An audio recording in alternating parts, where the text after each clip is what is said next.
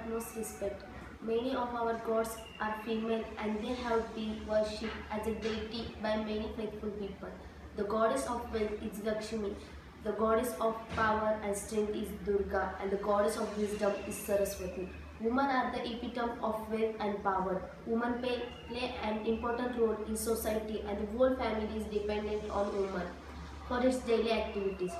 They play the role of mother, wife, homemaker, cook, teacher, friend, nurse, all at the same time while catering to everybody's needs.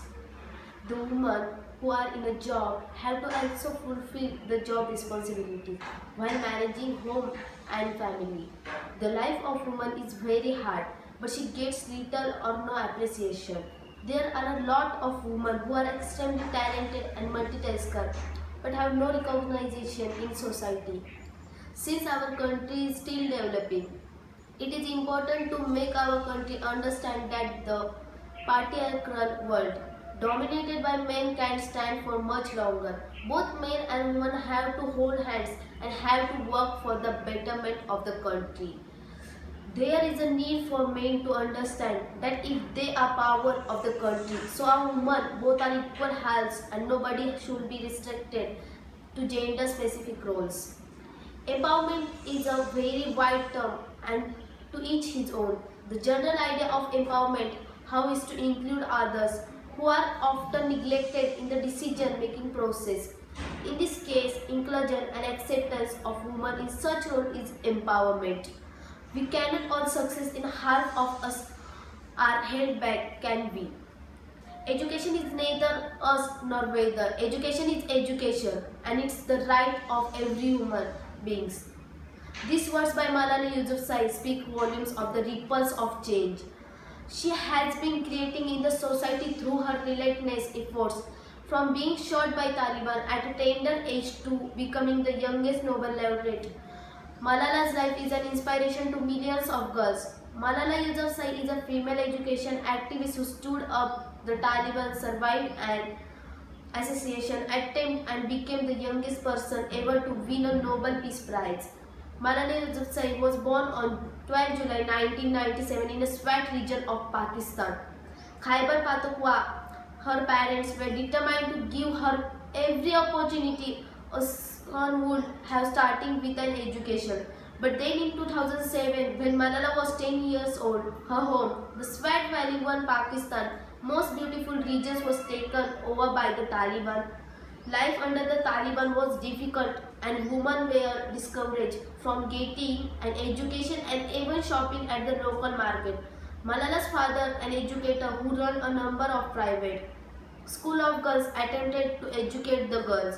Yousafzai attended a school that her father, educator Ziauddin Yousafzai, has founded after the Taliban began attacking girls' schools in Swat. Yousafzai gave a speech in Peshawar, Pakistan in September 2008. The title of her talk was "How Dare the Taliban Take Away My Basic Right to Education?"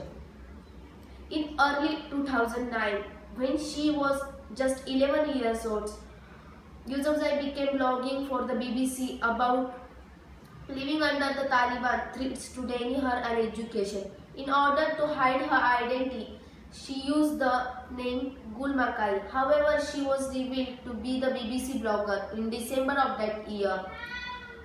With a growing publication platform, Yousafzai continued to speak out about her right and the right of all women to an education. Her activism resulted in a nomination for the International Children's Peace Prize in 2011. The same year, she was awarded Pakistan National Youth Peace Prize. On 9 October 2012, a Taliban gunman shot Yousafzai as she rode home on a bus after taking exam in Pakistan's Swat Valley. Yousafzai was 15 years old at the time the shooting left Yousafzai in critical condition. Out she survived. The shooting resulted in a massive outpouring of support for Yousafzai, which continued during her recovery. Unfortunately, the Taliban still considers Yousafzai a target, although Yousafzai remains a staunch advocate for the power of education. 9 months after being shot by the Taliban, Yousafzai gave a speech at the United Nations on her 16th birthday in 2013. Yousafzai highlighted her focus on education and women's rights, urging world leaders to change their policies. Following the attack, Yousafzai said that the terrorists that they would change our aims and stop our ambitions, but nothing changed in my life except this weakness, fear and hopelessness died. Strength, power and courage were born. Even more impressive, after all she endured, Malala has never expressed anger or helplessness or any promotion of violence. Yousafzai also urged action against illiteracy, poverty and terrorism. In 2013, Yousafzai and her father launched the Malala Fund, which works to ensure girls around the world has access to 12 years of free, safe, quality education.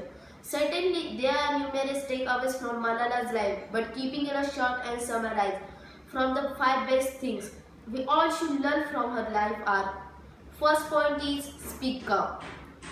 There are millions of girls and women who are being suppressed on their day-to-day life, but we can see their impact Malala made by raising one voice. Then the second point is be brave.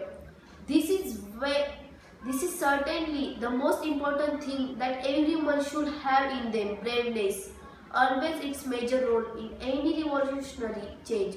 It always had been a sign of respect, praise and admiration. Third point is be determined. No matter what happens around you, you should always stick with future change and you always dream of.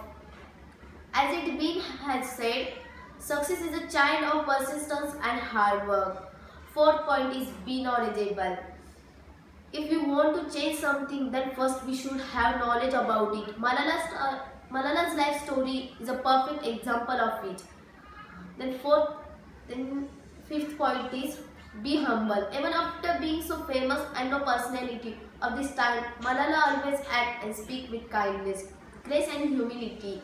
This attitude make her even more respectable and we will all follow her in these aspects too. With this, I like to wrap my speech. Thank you and have a nice day.